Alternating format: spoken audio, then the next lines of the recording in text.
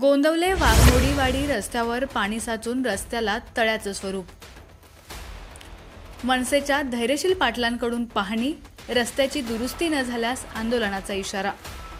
पाहुयात सविस्तर बातमी।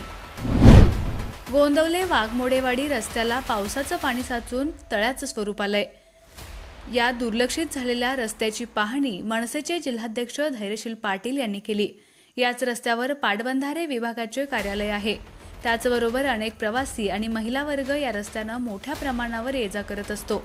नूतन हायस्कूल ही शाळा देखील याच रस्त्यावर असल्यानं शालेय विद्यार्थी देखील याच रस्त्यानं शाळेत ये-जा करत असतात।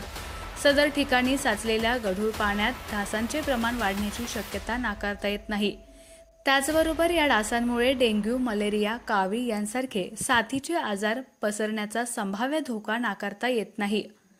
रस्त्याच्या कामाचा ठेका घेणाऱ्या कंपनीला आणि संबंधित प्रशासनाला याबाबत वारंवार सांगून देखील याकडे जाणून-बुजून कानाडोळा केला जात आहे।